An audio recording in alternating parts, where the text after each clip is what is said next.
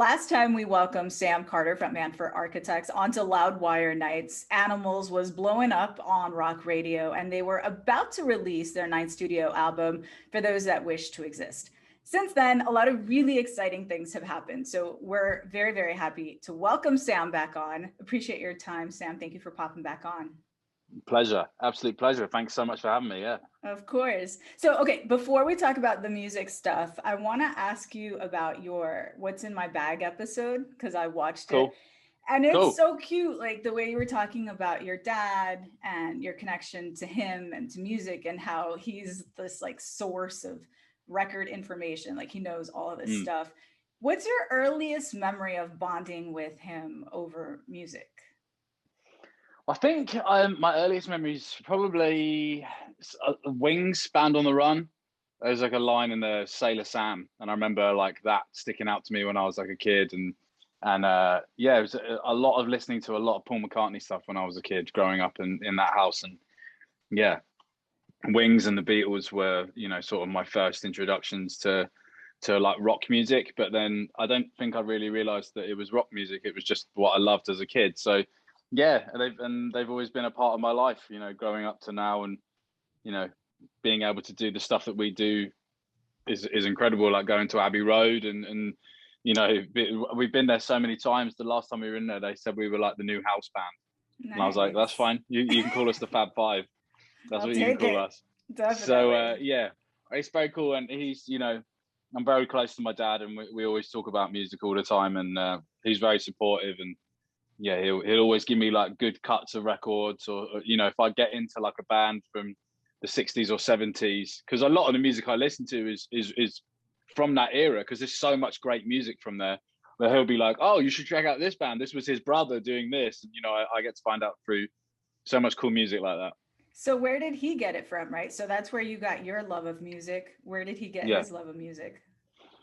Well, I think he was sort of growing up at the time of when he was really getting into music, going to see Wings as well, like going to see them. He, you know, just missed out on the Beatles era because he was quite young at that time. So yeah, I think growing up in the 60s and 70s, you just had so much amazing music out there, especially in England. We peaked very early.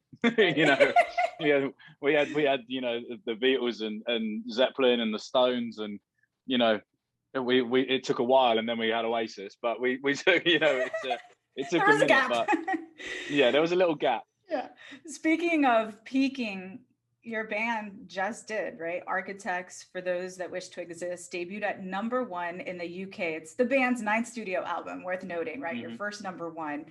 And I feel like sometimes bands say, yeah, we didn't expect that, but they kind of like down low did expect it. But you guys, I believe, were genuinely shocked. It was the first release after the passing of your friend, bandmate, and songwriter. So when you get news like that, what is going through your head, and what does that do for the confidence, you know, you guys' confidence?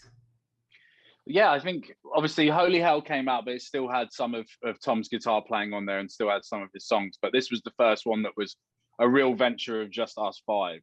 And yeah, it was crazy. I mean, the thing that always blows my mind with our band is it just keeps going. You know, every time you think it's done, or not done, but every time you're like, it can't get better than this, it does. And it's really like, it's amazing. It's amazing because it's just, you know, through being in a band for that amount of time, you really appreciate it. You really love it because you've had so many years of not having it, and not having the appreciation, and doing the tours where no one comes, and sleeping in the van for however many months on end, and then, you know, to get to this point, and as you say, like having 9 albums, and it being the first one that goes to #1 here and in Australia, you're like, this is amazing, you know. And I have both the #1s like above my sink in my kitchen. So every time I'm like washing up or like doing anything, I'm like, this is crazy. This is crazy. Like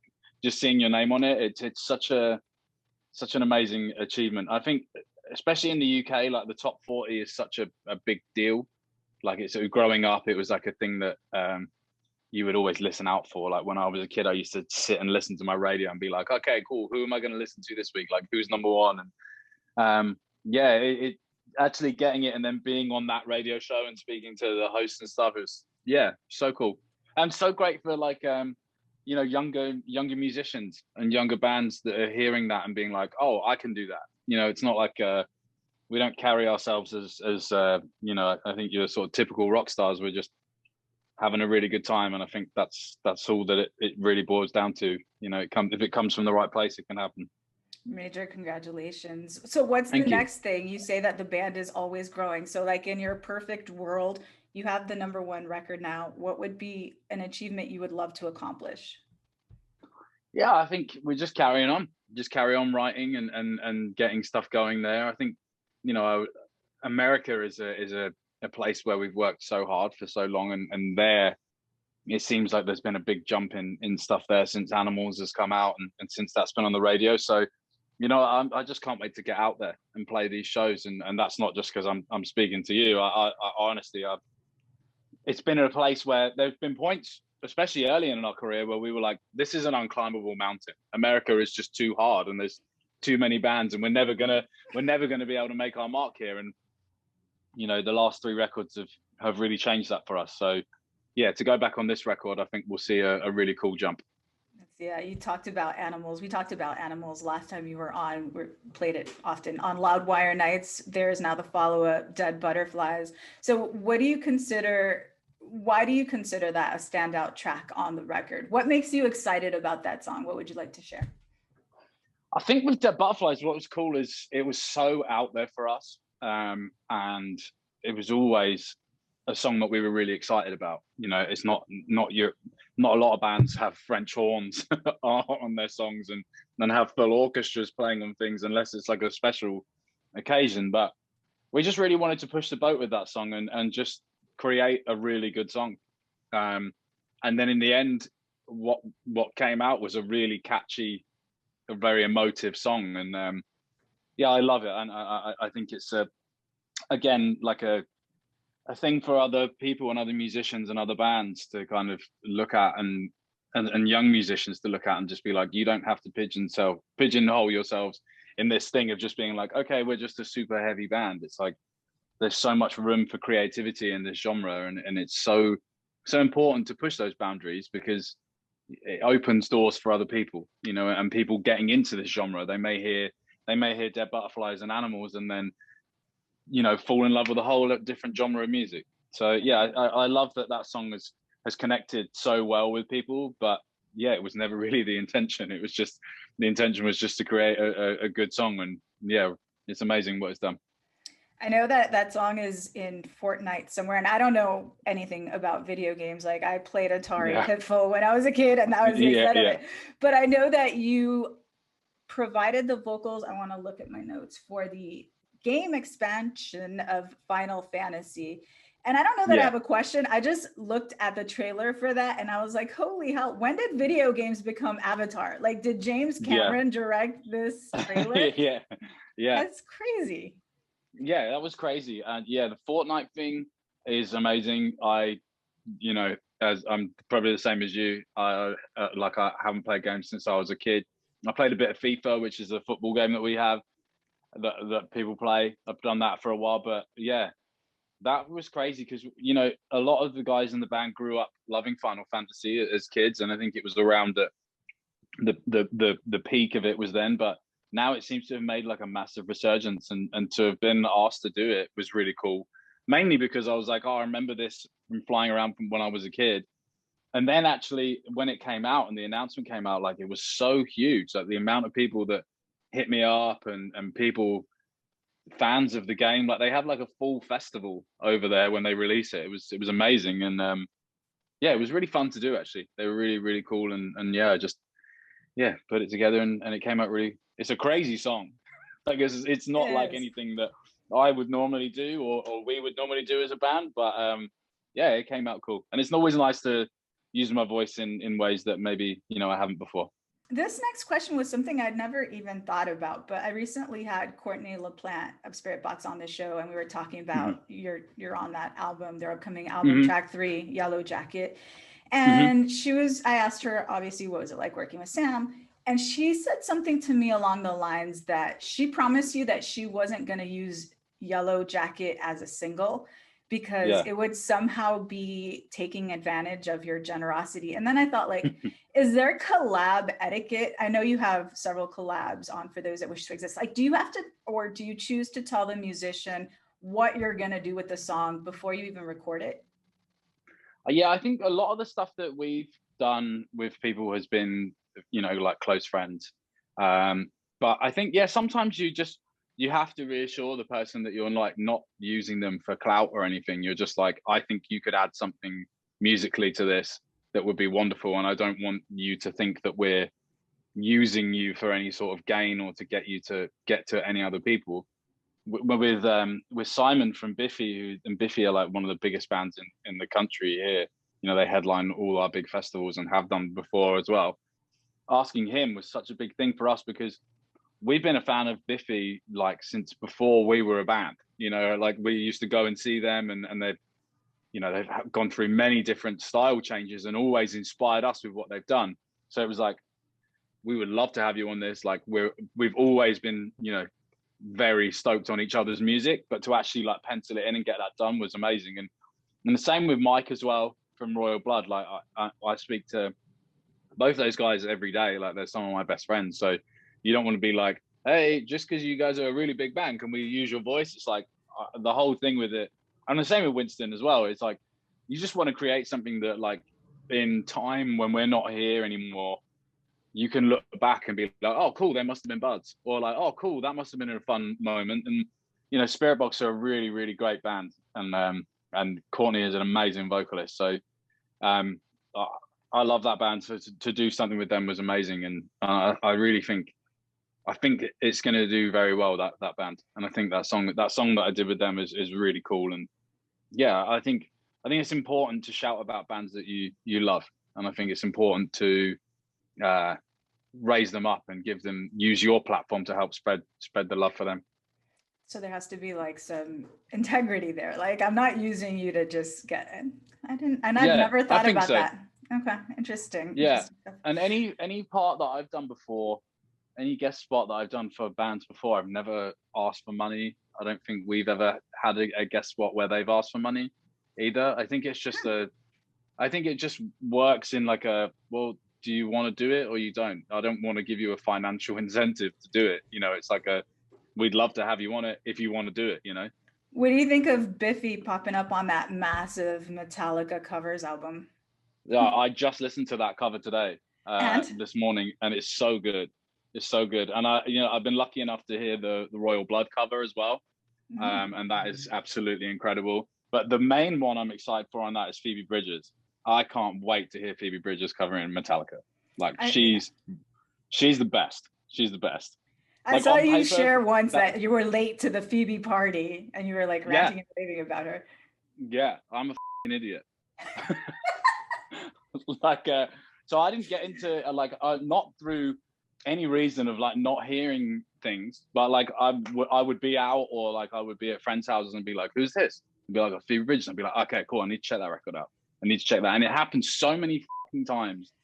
And then the first single off of Punisher came out and I was like, oh my God, this is unbelievable. And then I have not listened to an album as much as I have done Punisher for a long, long time. So yeah, she's absolutely incredible. Is she going to be on the next album? I would hope so. She'll be asked whether she says yes is a different thing, but I would love nothing more than to have her on one of our records. There'll be an attempt. All right, fair enough. Yeah. Let's talk about the For Those That Wish to Exist tour, which is coming up. How do you view touring now? Has your perspective changed? Like everything you can't have is so much better, and obviously you like touring to begin with, given your occupation, but how has your perspective changed on touring since you haven't been able to? I used to think like I liked being in the studio and liked being on tour, but I've realized that I fucking love being on tour and the studio is by the by.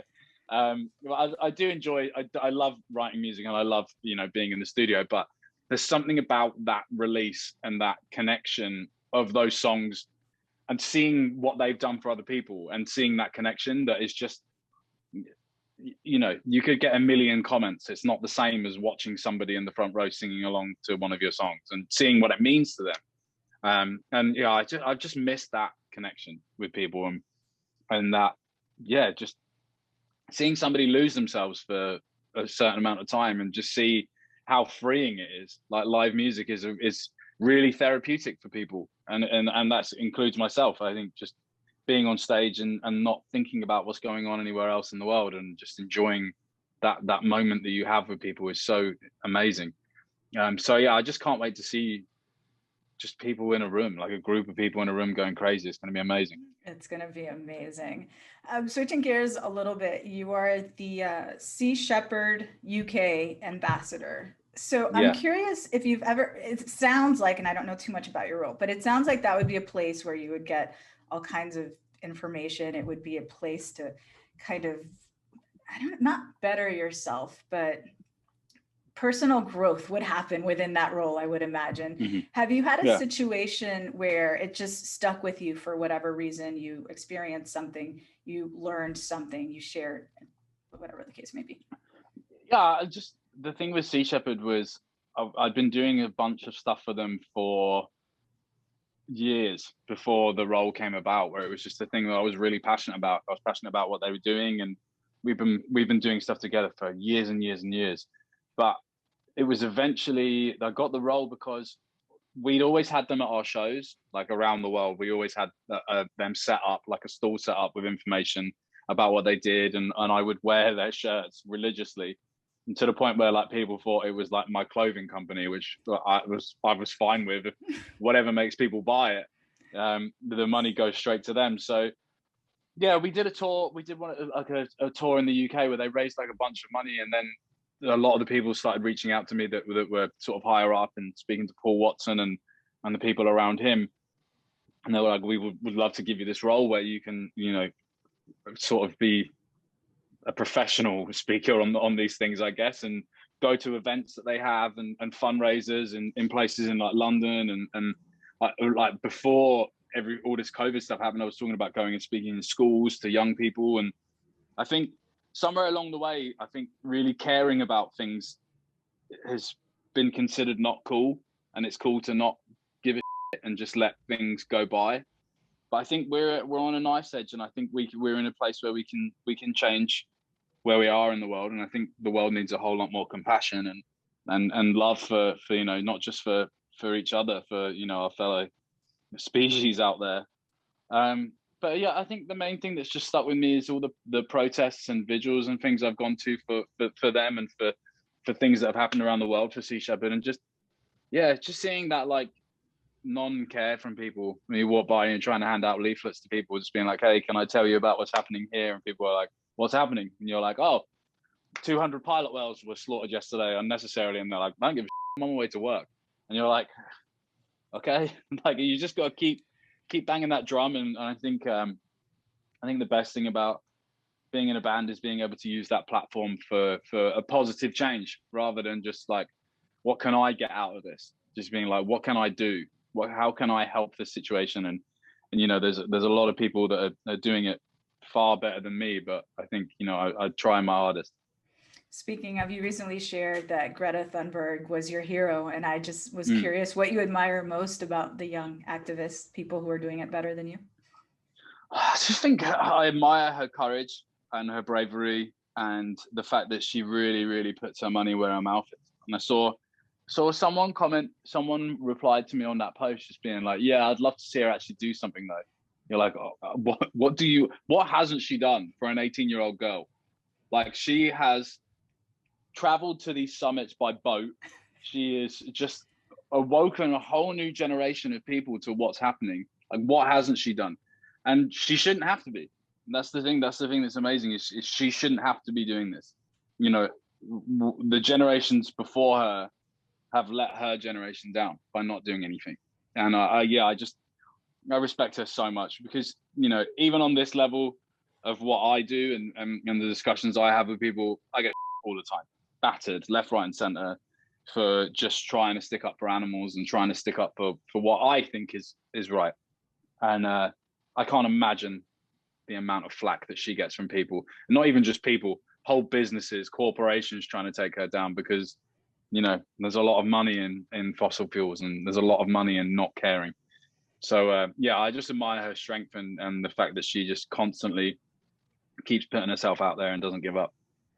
I don't know if you've seen it, but if you have a second one day and maybe you're bored, they did this metal remix of her UN speech. It was like I did see that. Yeah, it was awesome. I thought you'd get a kick out of that. But that's not too dissimilar to, like, you know, I think it's amazing they did that. I just think there is so much passion in metal music and in hardcore and punk and all types of genres, that emotion.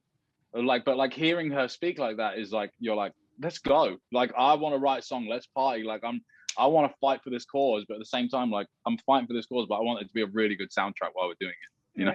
Right.